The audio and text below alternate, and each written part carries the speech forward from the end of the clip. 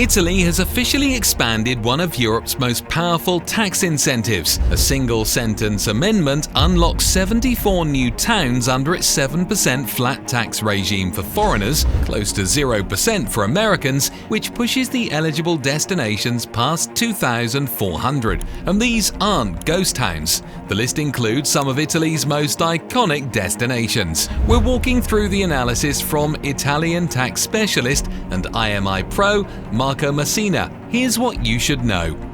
Article 26 of Law 34, passed in Italy on March 11th, did exactly one thing. It replaced the word 20,000 inhabitants with 30,000 inhabitants in Italy's tax code. That's it. But that one modification unlocks 74 mid-sized towns across southern Italy that had been sitting just over the population ceiling. The new threshold took effect April 7th, and it pushes the total list of eligible municipalities to 2,419. Before we get into which towns made the cut, you need to understand what this regime is and how you might qualify, because most coverage focuses on the pension angle, and as Messina points out, that's only half the story. The headline number is 7%. That's the substitute tax rate foreign pensioners pay on their foreign source income once they transfer their tax residence to a qualifying Italian municipality. To qualify, you need three things. 1.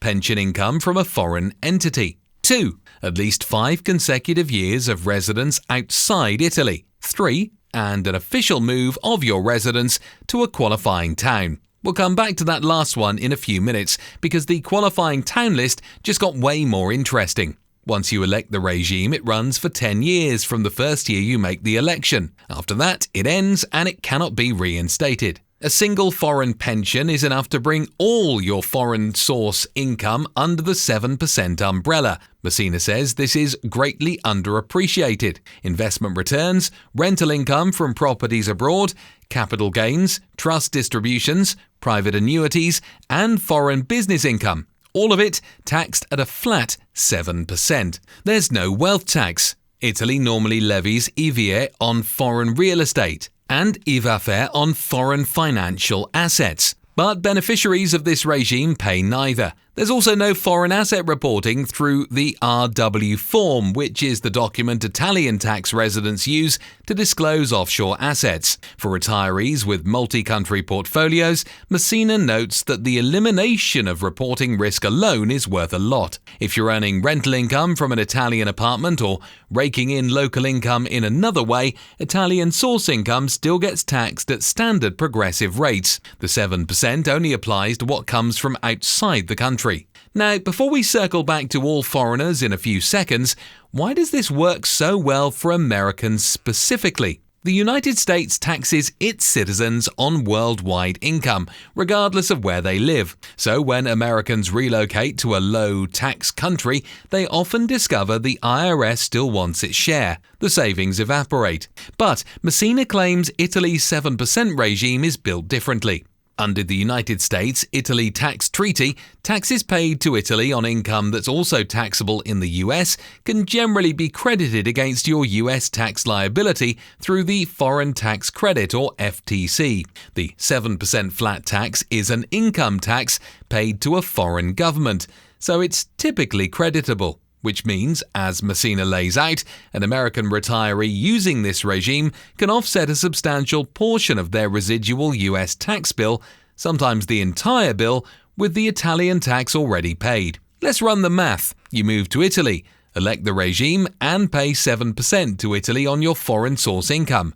When you file your US return, you claim that 7% as a credit against your US tax. For most retirees, the Italian credit covers most or all of what the IRS would otherwise charge. Combined effective rate, in Messina's words, often very close to zero on foreign source income. That makes Italy, in his view, one of the few European relocation regimes that plays well with the US tax code. If your situation is more complex, multiple pension structures, multi-country income, trust arrangements, the Italian tax authority allows what's called an interpello, or a binding advance tax ruling. You file a written request describing your situation. The Agenzia delle Entrate confirms how the law applies, and you have legal certainty before you commit. For high-value cases, Messina says an interpello is standard practice. If you're working through a complex case like that, IMI sovereigns get direct access to vetted tax and immigration advisors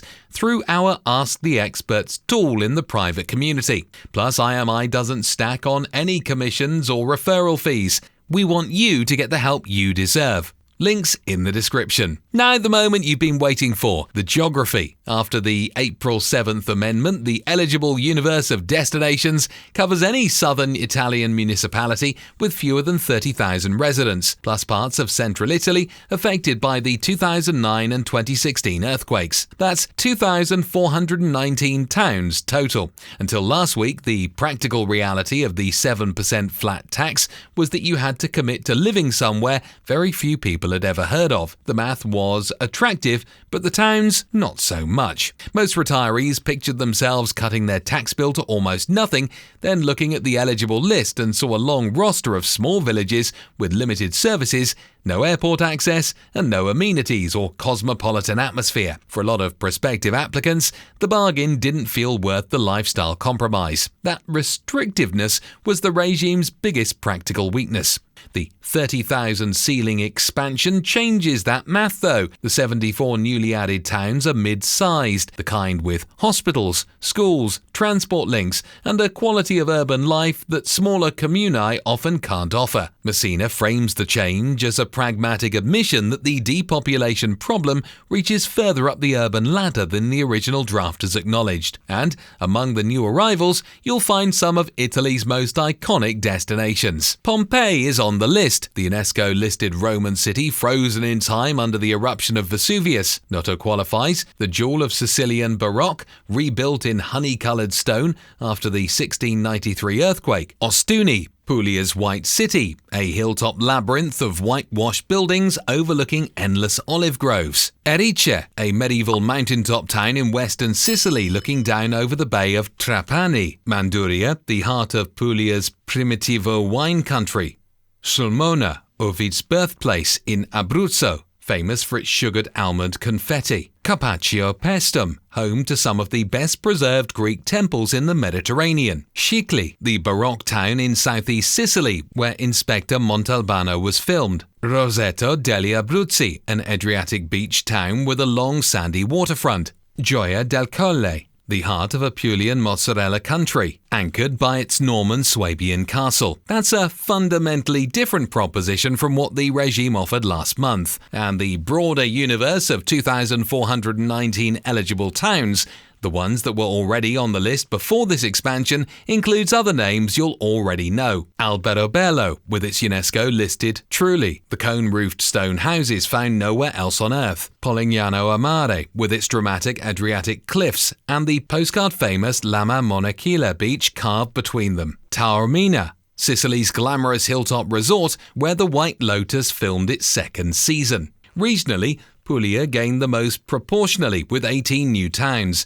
Sicily added 18 too, added the most in raw numbers, 23 headlined by Pompeii. Sardinia added 7, Abruzzo 5, Calabria 2, Molise 1. Rules like these change all the time, and there's nothing stopping a future government from making it more or less friendly again, or pulling the regime entirely. For tax updates, regulatory changes, and program shifts as they happen, subscribe here to the IMI channel and to the IMI Daily newsletter, where we cover them the moment they're published in the Government Gazette. Now, in Messina's view, the 7% pensioner regime needs to be understood alongside Italy's other incentives and the broader European context. Portugal's non-habitual resident regime, the most popular European tax incentive for new arrivals over the last decade, was discontinued in 2024. Greece runs a 7% flat tax for foreign pensioners, structured similarly to Italy's, but he points out that it gets considerably less media attention.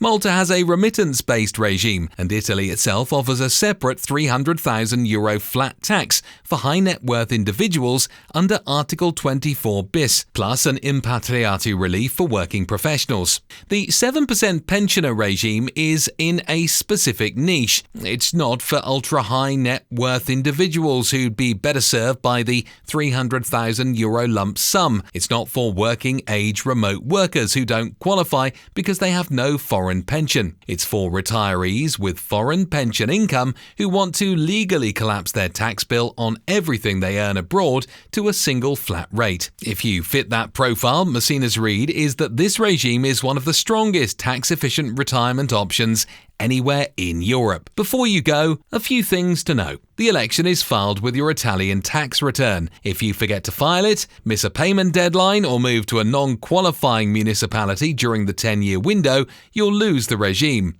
Once lost, it cannot be reinstated. The annual payment is a single lump sum due by June 30th of the following year. Once you've moved your residence to a qualifying town, you actually need to live there. This is not a paper residence program. Italy expects substantive presence, and the 10-year cap is firm. There's no extension or renewal. After year 10, you transition to standard Italian taxation, which is one of the higher tax burdens in Europe. So this is a 10-year window of efficiency, not a permanent solution. Italy is one well-known European tax niche, but it's far from the only one. There are 7 lesser-known tax havens hiding inside high-tax Europe that most investors have never heard of. And we ranked all 7 by relative attractiveness and real-world use case in the video on your screen now. If you're serious about European residency, start with this video and subscribe if you want more on global mobility, special tax regimes, and residency and citizenship. See you in the next one.